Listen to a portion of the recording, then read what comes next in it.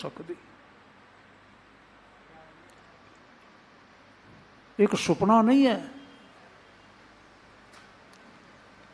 कि जिस स्थान ते महान शहीद परोपकारी सतगुरां दा खून डुला, वाहिगुरू इतिहासक स्थान, आपां उत्थे महाराज छत्र चबर तखत दे मालक श्री गुरु ग्रंथ साहिब की गोद विच बैठे हुए हैं। माड़ी मोटी गल है किते, ये माड़ी मोटी नहीं जे। शायद मैनू इसका एहसास तुहाडे नालों तिखा है, यह गल हो सकती है। भावें अक्सर मैं साल में 2 वार 3 वार इत्थे आया रहिंदा, दर्शन मेले हो जाते ने आप संगतां दे, पर उन्हां कोलों पुछो जिहड़े तरसदे ने इस स्थान की धूड़ अपने मत्थे ते लाउण वास्ते, उन्हां कोलों पुछो। मानयोग जी प्रेरणा करते सन अपने सिंह साहब जी, ज्ञानी हरनाम सिंह होनी हैड ग्रंथी साहब, भारत के किते भी तुसी किसी भी कोने विच रहिंदे हो, जरूर आओ इत्थे, जरूर आओ। सतगुरु गुरु तेग बहादुर साहब जी नूं ध्यान विच वसाउंदियां होइयां आओगे ना, घर नौ निधि आवे ताए,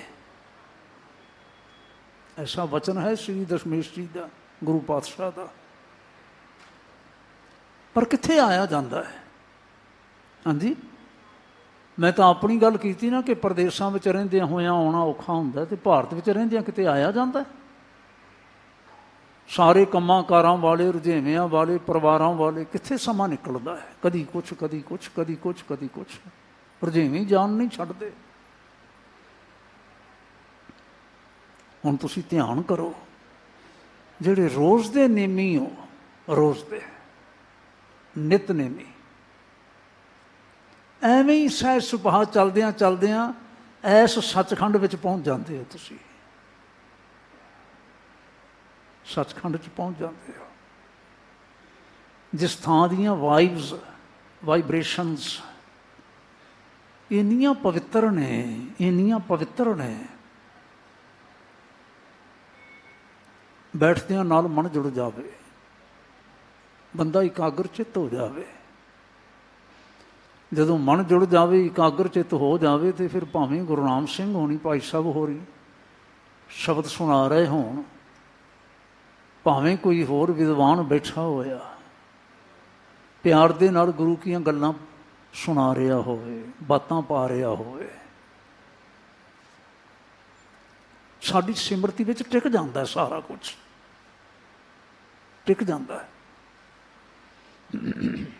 इसलिए मैं कह रहा सा, फिर शरीर राजी साडे, फिर करतार ने कृपा की, सानू साधन दे दिते आउण जाण दे, सानू समा दे दिता आउण जाण दा, ते यह पवित्र स्थान दे दिता, जिस स्थान ते लगातार सत्संग का प्रवाह चलता रहता है। ते गुरु बाबा जी ने आखिया, मेरे पुत्रो ध्यान रखियो जे, मैं तो इवें ही करदा जिवें समझा रहे हो ना, मैं तो इवें ही करदा, हाँ तिसे अगे दिन रात राहां कर जोड़ी है। मैं तो दिन रात उस दे अगे ना हथ जोड़दा हाँ, हथ जोड़दा हाँ मैं उस अगे। नाल होर आखिया, गुर पूरा आराध, इसका भाव जदों ना हुण अखरी अर्थ तां सीधे स्पष्ट हो गए ना, गुरु साहब नूं आराध के भाव है गुरमत अनुसार चलदियां होइयां, जिवें गुरु साहब सानू समझाउंदे ने उस तरह। बिखम दल फोड़िया, यह जिहड़ा डंड है ना, बिखम दल है ना, बिखम दल, उनका सिर फोड़िया जा सकता है, सिर भन्निया जा सकता है, एक अद का नहीं, इस बिखम दल का समूह का।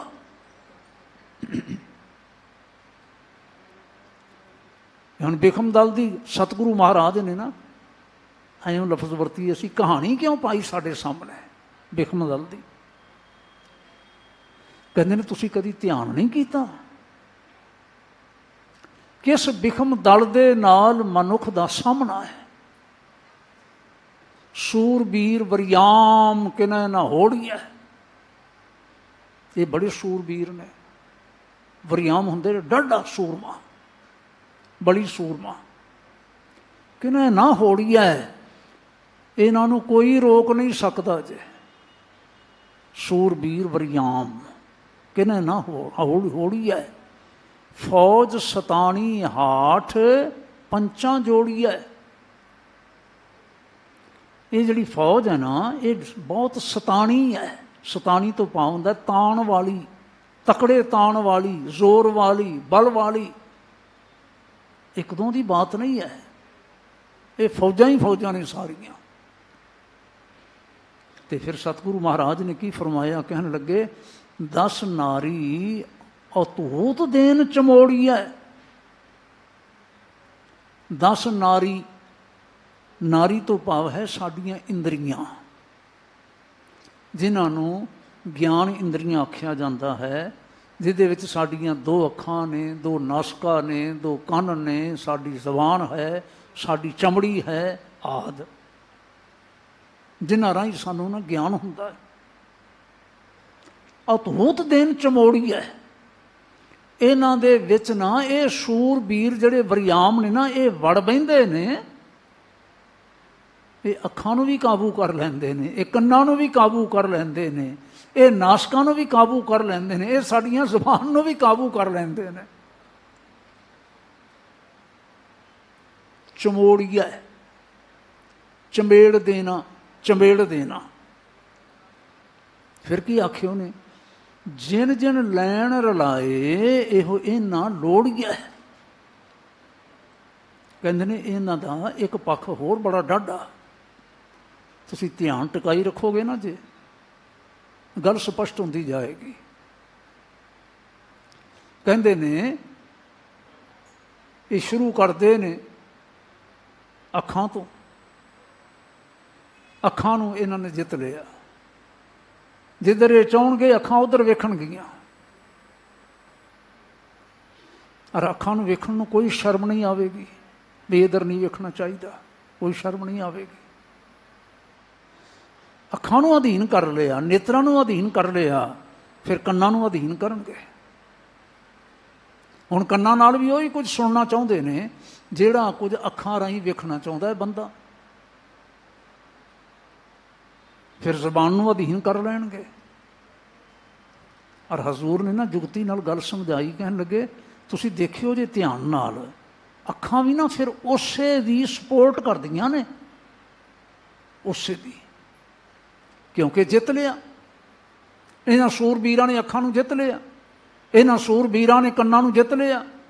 ਹੁਣ ਨਾ ਕੰਨ ਕੁਝ ਹੋਰ ਸੁਣਨ ਲਈ ਤਿਆਰ ਹੁੰਦੇ ਨੇ, ਨਾ ਅੱਖਾਂ ਕੁਝ ਹੋਰ ਵੇਖਣ ਲਈ ਤਿਆਰ ਹੁੰਦੀਆਂ ਨੇ, ਨੇਤਰ ਕੁਝ ਹੋਰ ਵੇਖਣ ਲਈ ਤਿਆਰ ਹੁੰਦੇ ਨੇ। ਕਾਰਨ ਕੀ ਹੈ? ਇਹ ਬੜੇ ਡਾਢੇ ਨੇ, ਸੂਰਬੀਰ ਨੇ। ਔਰ ਜਿਨ ਜਿਨ ਲੈਣ ਰਲਾਏ, ਜਿਨ ਜਿਨ ਤੋਂ ਪਾਵੇ ਜਿੱਤ ਜਿੱਤ ਕੇ ਨਾ ਇਹ ਸਾਰਿਆਂ ਨੂੰ ਨਾਲ ਰਲਾ ਲੈਂਦੇ ਨੇ। ਅੱਖਾਂ ਵੀ ਫਿਰ ਉਵੇਂ ਚੱਲਣ ਲੱਗ ਪੈਂਦੀਆਂ ਨੇ, ਮਦਦ ਕਰਦੀਆਂ ਨੇ, ਕੰਨ ਵੀ ਉਵੇਂ ਮਦਦ ਕਰਦੇ ਨੇ, ਜ਼ੁਬਾਨ ਵੀ ਫਿਰ ਉਵੇਂ ਚੱਲਦੀ ਹੈ ਸਾਡੀ। ਅਗਲਾ ਵਚਨ ਕੀ ਆਖਿਆ? ਕਹਿੰਦੇ ਨੇ ਤ੍ਰੈ ਗੁਣ ਇਨ ਕੈ ਵਸ ਕਿਨੈ ਨਾ ਮੋੜੀਐ। ਵਾਹਿਗੁਰੂ, ਤ੍ਰੈ ਗੁਣ ਇਨ ਕੈ ਵਸ। ਤ੍ਰੈ ਗੁਣ ਆਖਿਆ ਜਾਂਦਾ ਰਜੋ ਨੂੰ, ਤਮੋ ਨੂੰ, ਸਤੋ ਨੂੰ। ਰਾਜਸੀ ਬਿਰਤੀ, ਤਾਮਸੀ ਬਿਰਤੀ, ਸਤੋਗੁਣੀ ਬਿਰਤੀ। ਇਉਂ ਸਮਝਿਆ ਜਾਂਦਾ ਹੈ ਕਿ ਰਾਜਸੀ ਬਿਰਤੀ ਤਾਂ ਹਨੇਰਾ ਹੀ ਹਨੇਰਾ ਹੁੰਦਾ ਹੈ, ਤਮੋਗੁਣ ਬਿਰਤੀ ਉਹਦੇ ਨਾਲੋਂ ਥੋੜ੍ਹੀ ਜਿਹੀ ਚੰਗੀ, ਅਤੇ ਸਤੋਗੁਣੀ ਬਿਰਤੀ ਇਹਨਾਂ ਪਹਿਲੀਆਂ ਦੋਵਾਂ ਦੇ ਨਾਲੋਂ ਹੋਰ ਚੰਗੀ, ਜਿਹਨੂੰ ਧਰਮੀ ਬਿਰਤੀ ਥੋੜ੍ਹੀ ਜਿਹੀ ਆਖਿਆ ਜਾਂਦਾ। ਇਸ ਤੋਂ ਅੱਗੇ ਨਹੀਂ ਕੁਛ। ਕੋਈ ਰਾਜਸੀ ਬਿਰਤੀ ਵਿੱਚ ਫਸਿਆ ਹੋਇਆ ਇਹਨਾਂ ਸੂਰਬੀਰਾਂ ਦੇ ਵੱਸ ਹੋ ਕੇ, ਕੋਈ ਤਾਮਸੀ ਬਿਰਤੀ ਵਿੱਚ ਫਸਿਆ ਹੋਇਆ ਹੈ, ਔਰ ਕੋਈ ਸਤੋਗੁਣੀ ਬਿਰਤੀ ਵਿੱਚ ਫਸਿਆ ਹੋਇਆ ਹੈ। ਜਿਹੜੀ ਉੱਤਮ ਪਦਵੀ ਹੈ ਨਾ, ਉੱਤਮ ਪਦਵੀ, ਉੱਥੇ ਇਹ ਜਾਣ ਦਿੰਦੇ ਹੀ ਨਹੀਂ। ਜਿਹਨੂੰ ਤੁਰੀਆ ਪਦ ਆਖਿਆ ਨਾ ਗੁਰੂ ਸਾਹਿਬ ਨੇ ਕਦੀ, ਉਹ ਤੁਰਿਆ ਪਦ ਤੱਕ ਇਹ ਸੂਰਬੀਰ ਜਾਣ ਦਿੰਦੇ ਹੀ ਨਹੀਂ। ਐਡੇ ਡਾਢੇ ਸੂਰਬੀਰ ਨੇ। ਫਿਰ ਕੀ ਆਖਿਆ ਉਹਨੇ? ਕਹਿੰਦੇ ਨੇ ਭਰਮ ਕੋਟ ਮਾਇਆ ਖਾਈ, ਕਹੋ ਕਿਤ ਬਿਦ ਤੋੜੀ ਹੈ। ਵਾਹਿਗੁਰੂ। ਭਰਮ ਰੂਪੀ ਕਿਲਾ, ਮਾਇਆ ਰੂਪੀ ਖਾਈ, ਕਿਲੇ ਦੇ ਆਲੇ ਦੁਆਲੇ ਨਾ ਪੱਟੀ ਹੁੰਦੀ ਸੀ ਨਾ।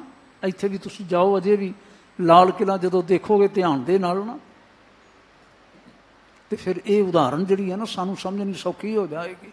ਡੂੰਘੀ ਖਾਈ ਜਿਹਦੇ ਵਿੱਚ ਲੋੜ ਅਨੁਸਾਰ ਪਾਣੀ ਛੱਡ ਲਿਆ ਜਾਂਦਾ ਸੀ ਤਾਂ ਕਿ ਬਾਹਰੋਂ ਕੋਈ ਅਟੈਕ ਨਾ ਕਰੇ, ਅੰਦਰ ਨਾ ਆ ਸਕੇ। ਇੱਕ ਤਾਂ ਕਿਲਾ ਬੜਾ ਤਕੜਾ ਇਹਨਾਂ ਦਾ, ਇਹਨਾਂ ਸੂਰਬੀਰਾਂ ਦਾ। ਦੂਜੀ ਗੱਲ ਕਿ ਬਾਹਰ ਖਾਈ ਬੜੀ ਡੂੰਘੀ ਪਾਈ ਹੋਈ ਹੈ ਇਹਨਾਂ ਦੇ। ਕਾਹਦੀ ਖਾਈ ਹੈ? ਮਾਇਆ ਖਾਈ, ਮਾਇਆ ਦੀ ਖਾਈ ਹੈ। ਹੁਣ ਸਤਿਗੁਰੂ ਮਹਾਰਾਜ ਕਹਿੰਦੇ ਨੇ ਤੁਸੀਂ ਦੱਸੋ ਧਿਆਨ ਕੀਤਾ ਜੇ ਕਦੀ ਕਿ ਇਹਨਾਂ ਸੂਰਬੀਰਾਂ ਦਾ ਕਿਲਾ ਕਿਵੇਂ ਤੋੜਿਆ ਜਾਵੇ, ਖਾਈ ਕਿਵੇਂ ਉਲੰਘੀ ਜਾਵੇ, ਜਿਨ੍ਹਾਂ ਨੇ ਸਾਡੇ ਨੇਤਰੇ ਆਪਣੇ ਕਬਜ਼ੇ ਕਰ ਲਏ, ਸਾਡਾ ਸਾਰਾ ਜੀਵਨ ਹੀ ਆਪਣੇ ਕਬਜ਼ੇ ਵਿੱਚ ਕਰ ਲਿਆ, ਆਪਣੀ ਮਰਜ਼ੀ ਨਾਲ ਕਦੀ ਸਾਡੇ ਅੰਦਰ ਰਾਜਸੀ ਬਿਰਤੀ ਹਾਵੀ ਕਰ ਦਿੱਤੀ, ਕਦੀ ਤਾਮਸੀ ਬਿਰਤੀ ਹਾਵੀ ਕਰ ਦਿੱਤੀ, ਕਦੀ ਸਾਤਕੀ ਬਿਰਤੀ ਹਾਵੀ ਕਰ ਦਿੱਤੀ। ਤੁਰਿਆ ਪਦ ਚੇਤਾ ਹੀ ਕੱਖ ਨਹੀਂ ਕਿ ਜੀਵਨ ਤਾਂ ਇਸ ਤੋਂ ਅੱਗੇ ਹੈ। ਧਾਰਮਿਕ ਅਖਵਾ ਕੇ ਵੀ ਬੰਦਾ ਧਰਮੀ ਨਹੀਂ ਹੁੰਦਾ। ਬਸ ਇਹਨਾਂ ਕੋ ਨੁਕਤਾ ਧਿਆਨ ਰੱਖਣਾ। ਧਰਮੀ ਹੋਣਾ ਕੁਛ ਹੋਰ ਹੈ, ਧਾਰਮਿਕ ਹੋਣਾ ਕੁਛ ਹੋਰ ਹੈ। ਅਸੀਂ ਅਕਸਰ ਸਮਝਦੇ ਹਾਂ ਕਿ ਧਾਰਮਿਕ ਲਿਬਾਸ ਪਾ ਕੇ, ਧਾਰਮਿਕ ਅਖਵਾ ਕੇ ਅਸੀਂ ਹੁਣ ਧਰਮੀ ਹੋ ਗਏ ਹਾਂ। ਨਹੀਂ ਨਹੀਂ, ਇਹ ਭੁੱਲ ਹੈ ਸਾਡੀ। ਧਰਮ ਦਾ ਸੋ ਕਾਲਡ ਇਹਨੂੰ ਕਿਹਾ ਜਾ ਸਕਦਾ ਹੈ, ਕਹਿਆ ਜਾਣ ਵਾਲਾ ਸੋ ਕਾਲਡ ਕਰਮ ਕਰਕੇ ਬੰਦਾ ਧਰਮੀ ਨਹੀਂ ਹੁੰਦਾ। ਧਰਮੀ ਕੁਛ ਹੋਰ ਹੈ। ਤੇ ਸਤਿਗੁਰੂ ਮਹਾਰਾਜ ਅੱਗੇ ਸਮਝਾਉਂਦੇ ਨੇ। ਫਿਰ ਹੁਣ ਇਹਨਾਂ ਸੂਰਬੀਰਾਂ ਕੋਲੋਂ ਜਾਨ ਛਡਾਉਣੀ ਹੋਵੇ ਤੇ ਕੀ ਕਰਨਾ ਚਾਹੀਦਾ? ਅਸੀਂ ਕੀ ਕਰਦੇ ਹਾਂ? ਜੇ ਤੁਸੀਂ ਸਾਨੂੰ ਪੁੱਛ ਲਓ, ਕਹਿੰਦੇ ਨੇ ਅਸੀਂ ਕਰਦੇ ਹਾਂ ਗੁਰਪੂਰਾ ਆਰਾਧ ਬਿਖਮ ਧਲ ਫੋੜੀਐ। ਅਸੀਂ ਤਾਂ ਜਿਵੇਂ ਸਤਿਗੁਰੂ ਗੁਰੂ ਨਾਨਕ ਸਾਹਿਬ ਸੱਚੇ ਪਾਤਸ਼ਾਹ ਆਖਦੇ ਨੇ ਨਾ, ਉਵੇਂ ਅਸੀਂ ਚੱਲਦੇ ਹਾਂ, ਉਵੇਂ ਆਖੇ ਲੱਗਦੇ ਹਾਂ। ਔਰ ਅਸੀਂ ਉਹਨਾਂ ਦੇ ਆਖੇ ਲੱਗ ਕੇ ਗੁਰਮਤ ਅਨੁਸਾਰ ਚੱਲ ਕੇ ਇਹ ਜਿਹੜਾ ਬਿਖਮ ਦਲ ਹੈ ਨਾ, ਬਿਖਮ ਦਲ ਜਿਹੜਾ ਜਿੱਤਿਆ ਨਹੀਂ ਜਾਣ ਵਾਲਾ ਬੜਾ ਔਖਾ ਹੈ ਸੰਸਾਰੀ ਬੰਦਿਆਂ ਦੇ ਕੋਲੋਂ। ਇਹ ਤੋੜਿਆ ਜਾ ਸਕਦਾ ਹੈ, ਇਹ ਜਿੱਤਿਆ ਜਾ ਸਕਦਾ ਹੈ। ਔਰ ਇਸੇ ਲਈ ਮੈਂ ਆਪਣੇ ਗੁਰੂ ਪਰਮੇਸ਼ਰ ਦੇ ਅੱਗੇ ਹਾਂ ਤਿਸ ਅੱਗੇ ਦਿਨ ਰਾਤ, ਹਾਂ ਤਿਸ ਅੱਗੇ ਦਿਨ ਰਾਤ, ਹਾਂ ਤਿਸ ਅੱਗੇ।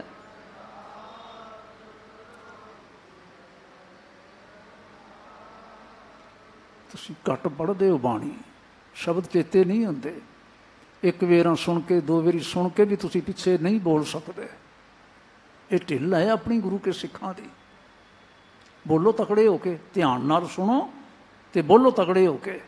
ਹਾਂ ਤਿਸ ਅੱਗੇ ਦਿਨ ਰਾਤ, ਹਾਂ ਤਿਸ ਅੱਗੇ ਦਿਨ ਰਾਤ, ਹਾਂ ਤਿਸ ਅੱਗੇ।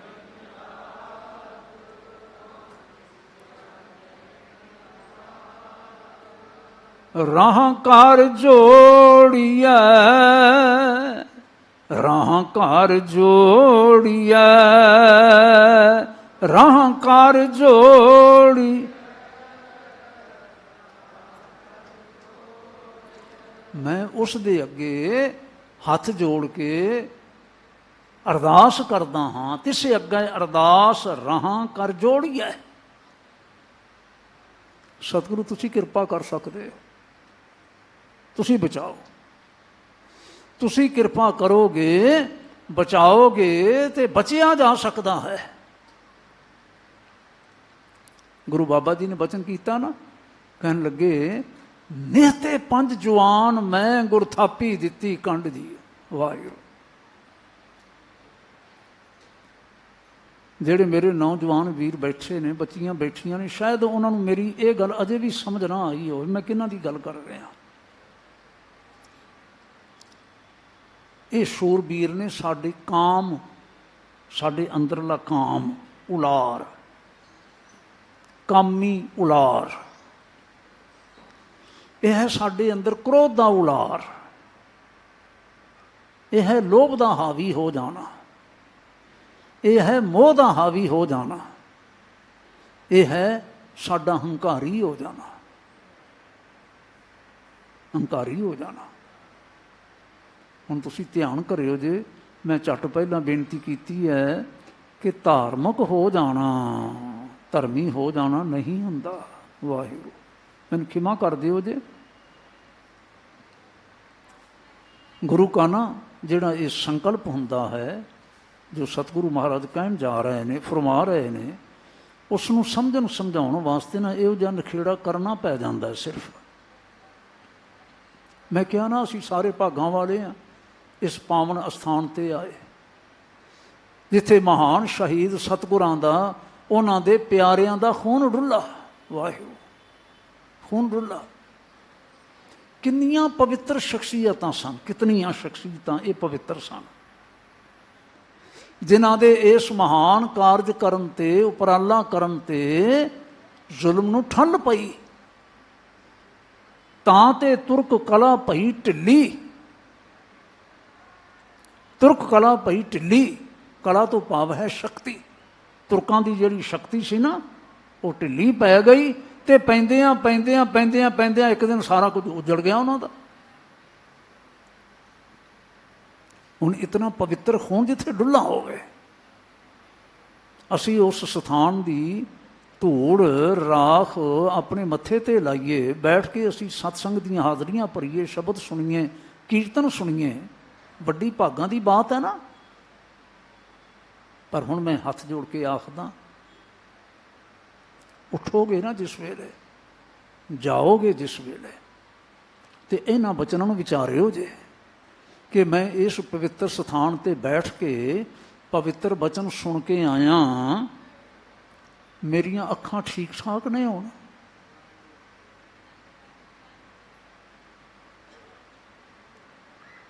ਮੇਰੀਆਂ ਅੱਖਾਂ ਵਿੱਚੋਂ ਮੈਲਾ ਨਿਕਲ ਗਿਆ ਸਾਰਾ? ਕਿ ਇਹਨਾਂ ਅੱਖਾਂ ਦੇ ਵਿੱਚ ਅਜੇ ਵੀ ਕਾਮ ਦੇ ਝਲਕਾਰੇ ਪੈਂਦੇ ਨੇ? ਮੇਰੇ ਕੰਨ ਠੀਕ ਠਾਕ ਹੋ ਗਏ ਨੇ ਕਿ ਅਜੇ ਵੀ ਇਹ ਕੰਨ ਚੁਗਲੀਆਂ ਸੁਣਨ ਦੀ ਇੱਛਾ ਰੱਖਦੇ ਨੇ, ਨਿੰਦਾ ਸੁਣਨ ਦੀ ਇੱਛਾ ਰੱਖਦੇ ਨੇ?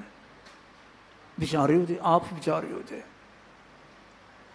ਮੇਰੀ ਜ਼ਬਾਨ ਠੀਕ ਹੋ ਗਈ ਹੈ, ਜਿਸ ਜ਼ਬਾਨ ਨਾਲ ਅੰਮ੍ਰਿਤ ਵੇਲੇ ਉੱਠ ਕੇ ਮੈਂ ਘਰ ਵਾਹਿਗੁਰੂ ਵਾਹਿਗੁਰੂ ਕਰਦਾ ਰਿਹਾ, ਨਿਤਨੇਮ ਦੀਆਂ ਬਾਣੀਆਂ ਦਾ ਪਾਠ ਕੀਤਾ ਹੈ। ਫਿਰ ਮੈਂ ਸੰਗਤ ਵਿੱਚ ਆ ਕੇ ਭਾਈ ਸਾਹਿਬ ਗੁਰੂ ਰਾਮ ਸਿੰਘ ਹੋਰੀ ਸ਼ਬਦ ਸੁਣਾਉਂਦੇ ਪਏ ਸਨ, ਅਤੇ ਨਾਲ ਨਾਲ ਮੈਂ ਸ਼ਬਦ ਵੀ ਪੜ੍ਹਦਾ ਰਿਹਾ, ਜਾਂ ਫਿਰ ਅਸੀਂ ਸ਼ਬਦ ਸੁਣਦੇ ਰਹੇ ਹਾਂ।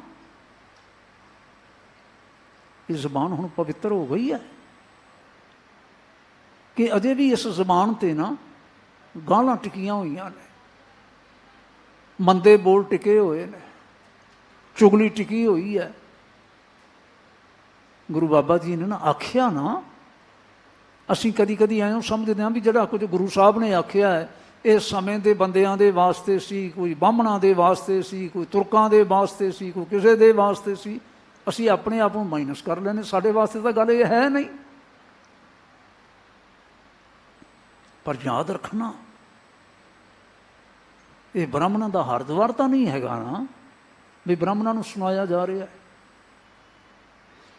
ਨਾ ਇਹ ਤੁਰਕਾਂ ਦੀ ਮਸਜਿਦ ਹੈ, ਉੱਥੇ ਸੁਣਾਇਆ ਜਾ ਰਿਹਾ। ਇਹ ਮੱਕਾ ਮਦੀਨਾ ਹੋਵੇ, ਕੌਣ ਜੁੜੇ ਬੈਠੇ ਨੇ? ਗੁਰੂ ਕੇ ਕਹਾਉਣ ਵਾਲੇ, ਗੁਰੂ ਕੇ ਸਿੱਖ ਜੁੜੇ ਬੈਠੇ ਨੇ। ਅਤੇ ਗੁਰੂ ਕੇ ਸਿੱਖਾਂ ਨੂੰ ਜਿਸ ਵੇਲੇ ਆਸਾ ਕੀ ਵਾਰ ਗਾਇਨ ਕੀਤਾ ਗਿਆ, ਅਤੇ ਫਿਰ ਸਤਿਗੁਰੂ ਗੁਰੂ ਨਾਨਕ ਸਾਹਿਬ ਸੱਚੇ ਪਾਤਸ਼ਾਹ ਦਾ ਵਚਨ ਸਾਰਿਆਂ ਨੇ ਸੁਣਿਆ। ਮੈਂ ਇਉਂ ਮਹਿਸੂਸ ਕਰਦਾ ਜਿਵੇਂ ਨਾ ਹਰ ਰੋਜ਼ ਅੰਮ੍ਰਿਤ ਵੇਲੇ ਮਹਾਰਾਜ ਆਪਣੇ ਕੋਲ ਆ ਕੇ ਬਹਿਣ ਵਾਲਿਆਂ ਨੂੰ ਆਖਦੇ ਹਨ, ਪੁੱਤਰੋ, ਲੱਖ ਚੋਰੀਆਂ, ਲੱਖ ਜਾਰੀਆਂ, ਲੱਖ ਕੂੜੀਆਂ, ਲੱਖ ਗਾਲ। ਅਰਥ ਸਮਝ 'ਚ ਆ ਗਏ ਨਾ? ਜਾਰੀ, ਯਾਰੀ ਨਹੀਂ ਸ਼ਬਦ, ਜਾਰੀ। ਯਾਰੀ ਹੁੰਦੀ ਹੈ ਭਲੇ ਹਿੱਤ ਜਾਂ ਇੱਕ ਦੂਜੇ ਨਾਲ ਸਾਂਝ। ਲਾਭਕਾਰੀ ਸਾਂਝ, ਲਾਭਕਾਰੀ ਹਿੱਤ ਇੱਕ ਦੂਜੇ ਦੇ ਪ੍ਰਤੀ, ਵੈਲ ਵਿਸ਼ਰਸ ਵਾਲਾ। ਤੇ ਜਾਰੀ ਹੁੰਦੀ ਹੈ ਬਦਮਾਸ਼ੀ।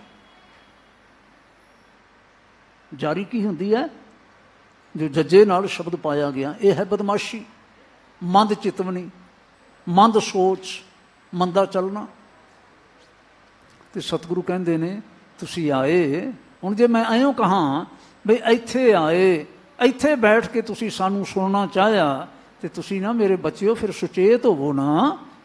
ਜੇ ਇੱਥੇ ਆ ਕੇ ਵੀ, ਸੁਣ ਕੇ ਵੀ, ਹਾਂਜੀ ਸਭ ਕੁਝ ਕਰਕੇ ਵੀ ਅਜੇ ਅੰਦਰ ਉਹ ਸੂਰਬੀਰਾਂ ਦਾ ਹੀ ਪਹਿਰਾ ਹੋਵੇ, ਜਿਸ ਦੇ ਸਦਕਾ ਲੱਖ ਚੋਰੀਆਂ, ਲੱਖ ਜਾਰੀਆਂ, ਲੱਖ ਕੂੜੀਆਂ, ਲੱਖ ਗਾਲ, ਲੱਖ ਠੱਗੀਆਂ ਪਹਾਨਾਮੀਆਂ, ਰਾਤ ਦਿਨ ਜੀ ਨਾਲ। ਲੱਖ ਠੱਗੀਆਂ ਪਹਿਨਾਮੀਆਂ, ਰਾਤ ਦਿਨ ਵਾਹਿਗੁਰੂ ਜੀ ਨਾਲ। ਫਿਰ ਧਰਮ ਦਾ ਕਰਮ ਕਰਕੇ ਵੀ ਅਸੀਂ ਧਰਮੀ ਨਹੀਂ ਬਣ ਸਕਦੇ, ਜਦੋਂ ਸਾਡੇ ਅੰਦਰ ਨਾ ਇਹ ਸੂਰਬੀਰਾਂ ਦਾ ਅਜੇ ਵੀ ਨਿਵਾਸ ਹੋਵੇ। ਗੁਰੂ ਬਾਬਾ ਜੀ ਚਾਹੁੰਦੇ ਨੇ ਇਹਨਾਂ ਸੂਰਬੀਰਾਂ ਨੂੰ ਆਪਣੇ ਅੰਦਰੋਂ ਕੱਢੋ, ਤੇ ਤਦ ਕੱਢਿਆ ਜਾ ਸਕਦਾ ਹੈ ਜੇ ਤੁਸੀਂ ਆਪਣੇ ਮਨ ਦੇ ਵਿੱਚ ਗੁਰੂ ਕੇ ਸ਼ਬਦ ਦਾ ਨਿਵਾਸ ਕਰੋਗੇ ਤਾਂ। ਔਰ ਉਹਨਾਂ ਨੇ ਨਾ ਐਂ ਗੱਲ ਨੂੰ ਸਮਝਾਇਆ, ਕਹਿੰਦੇ ਨੇ ਪਾਪੜਿਆਂ ਪਾਛਾੜ ਬਾਣ ਸਚਾਵਾ ਸੰਨ ਕੈ, ਗੁਰ ਮੰਤਰੜਾ ਚਿਤਾਰ, ਨਾਨਕ ਦੁੱਖ ਨਾ ਥੀਵਈ ਪਾਪੜਿਆਂ ਪਾਛਾੜ। ਇਹ ਜਿਹੜੇ ਪਾਪੜਾਂ ਸ਼ਬਦ ਵਰਤਿਆ ਨਾ, ਤੇ ਇਹ ਖਾਣ ਵਾਲਾ ਪਾਪੜ ਨਹੀਂ ਹੈਗਾ। ਪਾਪੜਿਆਂ ਭਾਵ ਹੈ ਪਾਪਾਂ ਨੂੰ। ਪਾਪ ਕੀ ਹੋਇਆ? ਇਹ ਸੂਰਬੀਰਾਂ ਦੇ ਅਧੀਨ ਹੋ ਕੇ ਜਿਹੜੀਆਂ ਸਾਡੇ ਅੰਦਰ ਨਾ ਮੰਦ ਭਾਵਨਾਵਾਂ ਪੈਦਾ ਹੁੰਦੀਆਂ ਨੇ, ਮੰਦ ਭਾਵਨਾਵਾਂ, ਲੱਖ ਚੋਰੀਆਂ, ਜਾਰੀਆਂ, ਕੂੜੀਆਂ, ਠੱਗੀਆਂ, ਗਾਲਾਂ, ਤੇ ਹੋਰ ਕਈ ਕੁਛ ਸਾਡੇ ਅੰਦਰ ਜਿਹੜਾ ਪੈਦਾ ਹੁੰਦਾ ਹੈ, ਉਹਨੂੰ ਆਖਿਆ ਗਿਆ ਪਾਪ। ਪ੍ਰਸੰਗ ਵਧੇਰਾ ਨਾ ਲੰਬਾ ਹੋ ਗਿਆ, ਵਿਆਖਿਆ ਲੰਬੀ ਹੋ ਗਈ। ਪਤਾ ਨਹੀਂ ਸਤਿਗੁਰੂ ਸੱਚੇ ਪਾਤਸ਼ਾਹ ਇਸ ਲਈ ਇਸ ਲਈ ਜਾ ਰਹੇ ਨੇ, ਇਹ ਸਾਂ ਮਨੁੱਖੀ ਜੀਵਨ ਦਾ ਕੋਝ ਹੈ, ਕੋਝ। ਜਦ ਤੱਕ ਸਾਡੇ ਅੰਦਰ ਕੋਝ ਹੈਗਾ ਹੈ, ਬਾਹਰਲਾ ਸੋਝ ਕੀ ਸਵਾਰੇਗਾ? ਜਦ ਅੰਦਰ ਕੋਝ ਹੈ, ਸੋਝ ਕੀ ਸਵਾਰੇਗਾ? ਹੁਣ ਇਸ ਗੱਲ ਨੂੰ ਇਉਂ ਵੀ ਆਖਿਆ ਜਾ ਸਕਦਾ ਹੈ, ਜੇ ਅੰਦਰ ਬਦਬੂ ਹੈ, ਸਾਡੇ ਪਿੰਡੇ ਵਿੱਚੋਂ, ਸਰੀਰ ਵਿੱਚੋਂ ਬਦਬੂ ਮਾਰਦੀ ਪਈ ਹੈ, ਤੇ ਘਰੋਂ ਨਿਕਲਣ ਲੱਗਿਆਂ ਪਰਫਿਊਮ ਫੜ ਕੇ ਤੇ ਇੱਧਰ ਉੱਧਰ ਮਾੜਾ ਜਿਹਾ ਸਪਰੇਅ ਮਾਰ ਲਿਆ, ਅੰਦਰ ਦੀ ਬਦਬੂ ਟੱਕੀ ਰਹਿੰਦੀ ਭਲਾ? ਕੁਝ ਫਾਇਦਾ ਹੋਏਗਾ? ਝਟਾਪਟੀ ਨਾਲ ਹਵਾ ਦੇ ਵਿੱਚ ਕਫੂਰ ਹੋ ਜਾਂਦੀ ਹੈ, ਬਾਹਰਲੀ ਜਿਹੜੀ ਖੁਸ਼ਬੂਈ ਹੈ ਲਗਾਤਾਰ, ਫਿਰ ਕੀ ਆਉਂਦਾ? ਦੁਰਗੰਧ ਆਉਂਦੀ ਹੈ, ਬਦਬੂ ਆਉਂਦੀ ਹੈ। ਫਿਰ ਇਉਂ ਵੀ ਗੱਲ ਨੂੰ ਸਮਝਿਆ ਜਾ ਸਕਦਾ ਹੈ, ਜਿਵੇਂ ਆਖਿਆ ਇਹ ਸਾਖੀ ਨਾ ਤੀਜੇ ਪਾਤਸ਼ਾਹ ਜੀ ਦੇ ਨਾਮ ਨਾਲ ਵੀ ਪੜ੍ਹੀ ਜਾਂਦੀ ਹੈ, ਛੇਵੇਂ ਪਾਤਸ਼ਾਹ ਜੀ ਦੇ ਨਾਮ ਨਾਲ ਵੀ ਪੜ੍ਹੀ ਜਾਂਦੀ ਹੈ, 10ਵੇਂ ਪਾਤਸ਼ਾਹ ਜੀ ਦੇ ਨਾਮ ਨਾਲ ਵੀ ਪੜ੍ਹੀ ਜਾਂਦੀ ਹੈ। ਕਿਹੜੀ ਸਾਖੀ ਭਲਾ? ਸਤਿਗੁਰਾਂ ਨੇ ਸੁਣਾਇਆ, ਕਹਿੰਦੇ ਨੇ ਇੱਕ ਵੇਰਾਂ ਕੀ ਹੋਇਆ ਕਿ ਖੂਹ ਦੇ ਵਿੱਚੋਂ ਨਾ ਬਦਬੂ ਆਉਣ ਲੱਗ ਪਈ। ਪਾਣੀ ਪੂਣੀ ਉਹਨਾਂ ਨੇ ਹੋਰ ਕੱਢਿਆ, 4 ਬਾਲਟੀਆਂ ਕੱਢੀਆਂ, ਲੇਕਿਨ ਬਦਬੂ ਨਾ ਜਾਵੇ। ਖਾਸ ਤੌਰ 'ਤੇ ਜਿਵੇਂ ਬਾਰਿਸ਼ਾਂ ਦੇ ਦਿਨ ਹੁੰਦੇ ਸਨ ਨਾ, ਤੇ ਇਉਂ ਹੋਣ ਲੱਗ ਪੈਂਦਾ ਹੁੰਦਾ ਸੀ, ਕਦੀ ਕਦੀ ਵਿੱਚ ਕਿਰਮ ਜਿਹਾ ਪੈਦਾ ਹੋ ਜਾਣੇ ਮਾੜੇ ਮੋਟੇ। ਉਹਨਾਂ ਦਾ ਹੱਲ ਹੁੰਦਾ ਸੀ ਵੀ ਪਾਣੀ ਤੁਸੀਂ ਵਧੇਰੇ ਕੱਢ ਦਿਓ ਥੋੜ੍ਹਾ ਜਿਹਾ, ਤੇ ਠੀਕ ਹੋ ਜਾਏਗਾ।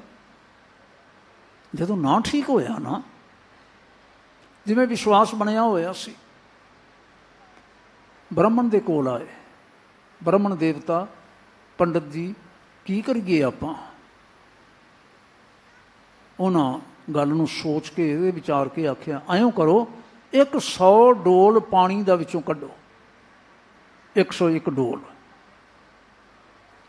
ਠੀਕ ਹੋ ਜਾਏਗਾ। ਹੁਣ ਜਿਵੇਂ ਅੱਜ ਕੱਲ੍ਹ ਕੋਈ ਕਹਿ ਦੇਵੇ ਵੀ ਤੁਸੀਂ ਐਂ ਕਰੋ 101, ਤੇ ਜਿਹੜਾ ਮਨ ਸੁਚੇਤ ਨਹੀਂ ਨਾ, ਸ਼ਬਦ ਨਾਲ ਨਹੀਂ ਜੁੜਿਆ ਹੋਇਆ, ਉਹਨੂੰ ਇਹ ਗੱਲ ਮੋਹ ਲੈਂਦੀ ਹੈ ਵੀ ਇਹ ਬਹੁਤ ਵੱਡਾ ਨਾ ਕੋਈ ਮੰਤਰ ਹੈ। 101 ਡੋਲ ਕੱਢੋ। ਆਏ ਤੇ ਕੀਤਾ ਉਹਨਾਂ ਨੇ, ਲੇਕਿਨ ਫਿਰ ਜਾ ਕੇ ਸ਼ਿਕਾਇਤ ਕੀਤੀ। ਗੁਰੂ ਅਮਰਦਾਸ ਸਾਹਿਬ ਦੱਸਦੇ ਨੇ ਫਿਰ ਉਹਨਾਂ ਜਾ ਕੇ ਸ਼ਿਕਾਇਤ ਕੀਤੀ ਵੀ ਬਦਬੂ ਤਾਂ ਅਜੇ ਨਹੀਂ ਮਰੀ। ਉਹ ਕਹਿਣ ਲੱਗੇ ਐਂ ਕਰੋ ਫਿਰ, ਅਜੇ ਨਹੀਂ ਮਰੀ ਨਾ, 101 ਡੋਲ ਹੋਰ ਕੱਢ ਦਿਓ, ਠੀਕ ਹੋ ਜਾਏਗਾ। ਐਂ ਕੀਤੋ ਨੇ, ਬਦਬੂ ਤਦ ਵੀ ਨਾ ਮਰੀ। ਫਿਰ ਜਾ ਕੇ ਆਖਿਓ ਨੇ ਤੇ ਪੰਡਤ ਜੀ ਕਹਿਣ ਲੱਗੇ ਅੱਛਾ ਜੇ ਅਜੇ ਵੀ ਬਦਬੂ ਨਹੀਂ ਮਰੀ, 200 ਬਾਲਟੀ ਪਾਣੀ ਦੀ ਕੱਢੀ ਜਾ ਚੁੱਕੀ ਹੈ ਤੇ ਪਾਣੀ ਨਾ ਥੱਲੇ ਜਾ ਲੱਗਾ, ਉਹਨੂੰ ਕਹਿੰਦੇ ਕੁਲੰਜੇ ਜਾ ਲੱਗਾ ਥੱਲੇ, ਤੇ ਬਦਬੂ ਕਿਉਂ ਆ ਰਹੀ ਹੈ? ਚਲੋ ਮੈਂ ਆ ਕੇ ਦੇਖਦਾ। ਹੁਣ ਆਪਣੀ ਅੱਖੀ ਵੇਖਣ ਵਾਸਤੇ ਆਏ ਤੇ ਜਦੋਂ ਝੁਕ ਕੇ ਅਗਾਂ ਖੂਹ ਵਿੱਚ ਨਜ਼ਰ ਮਾਰੀ ਨਾ ਤੇ ਅੰਦਰ ਮਰੀ ਹੋਈ ਬਿੱਲੀ ਤਰੀ ਜਾਵੇ। ਬਿੱਲੀ ਕਿਤੇ ਡਿੱਗ ਪਈ, ਨਿਕਲਣ ਵਾਲਾ ਕੋਈ ਰਾਹ, ਕੋਈ ਸਾਧਨ ਹੈ ਨਹੀਂ ਸੀ। ਉਹ ਮਰ ਜਾਣ ਤੋਂ 1 ਦਿਨ 2 ਦਿਨ 3 ਦਿਨ ਬਾਅਦ ਜਾ ਕੇ ਤੇ ਉਹਦੇ ਵਿੱਚੋਂ ਬਦਬੂ ਮਾਰਨ ਲੱਗ ਪਈ। ਹੁਣ ਪਾਣੀ ਜਿੰਨਾ ਮਰਜ਼ੀ ਕੱਢੇ ਜਾਏ, ਜਦ ਬਿੱਲੀ ਮਰੀ ਹੋਈ ਅੰਦਰ ਪਈ ਹੋਈ ਹੈ, ਖੁਸ਼ਬੂ ਕਿਵੇਂ ਆਵੇਗੀ? ਹੁਣ ਇਸ ਵਿੱਚ ਕੋਈ ਕਸਰ ਨਹੀਂ ਕਿ ਉਹਨਾਂ ਨੇ 101 ਬਾਲਟੀ ਪਹਿਲਾਂ ਕੱਢੀ, ਦੂਜੇ ਦਿਨ 101 ਬਾਲਟੀ ਫਿਰ ਕੱਢੀ। ਇਹ ਤਾਂ ਕੋਈ ਸ਼ੱਕ ਵਾਲੀ ਗੱਲ ਨਹੀਂ ਨਾ, ਯਤਨ ਤਾਂ ਸ਼ਾਨਦਾਰ ਹੋ ਗਿਆ। ਬਦਬੂ ਫਿਰ ਕਾਇਮ ਹੈ। ਤੇ ਜਦੋਂ ਪੰਡਤ ਜੀ ਉਹਨਾਂ ਨੇ ਝਾਤ ਪਾਈ ਨਾ ਥੱਲੇ, ਤੇ ਝਾਤ ਪਾ ਕੇ ਵੇਖ ਕੇ ਕਹਿਣ ਲੱਗੇ ਉਹ ਭਲੇ ਮਾਨਸੋ, ਤੁਸੀਂ ਇਹ ਗੱਲ ਵੇਖੀ ਨਹੀਂ, ਅੰਦਰ ਤਾਂ ਥੱਲੇ ਬਿੱਲੀ ਮਰੀ ਪਈ ਹੈ ਜਿਹੜੀ ਬਦਬੂ ਮਾਰੀ ਜਾਂਦੀ ਹੈ। 200 ਬਾਲਟੀਆਂ ਕੱਢਣ ਦੀ ਬਜਾਏ ਭਾਵੇਂ 2000 ਬਾਲਟੀਆਂ ਕੱਢ ਲਓ, ਗੱਲ ਐਵੇਂ ਦੀ ਐਵੇਂ ਬਣੀ ਰਹਿਣੀ ਜੇ। ਪਹਿਲਾਂ ਔਖੇ ਸੌਖੇ ਹੋ ਕੇ ਨਾ ਥੱਲੇ ਉਤਰ ਕੇ ਤੇ ਬਿੱਲੀ ਕੱਢੋ ਮਰੀ ਹੋਈ, ਫਿਰ 100 ਬਾਲਟੀ ਕੱਢਣ ਦੀ ਲੋੜ ਵੀ ਕੋਈ ਨਹੀਂ। 5-7 ਬਾਲਟੀਆਂ ਕੱਢਿਆ ਜੇ ਪਾਣੀ ਠੀਕ ਹੀ ਠੀਕ ਹੈ। ਫਿਰ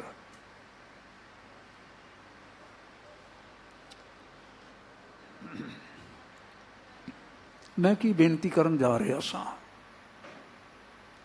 ਸਤਿਗੁਰਾਂ ਨੇ ਆਖਿਆ ਪਾਪੜਿਆਂ ਪਛਾੜ ਬਾਣ ਸਚਾਵਾ ਸੰਨ ਕਹਿ।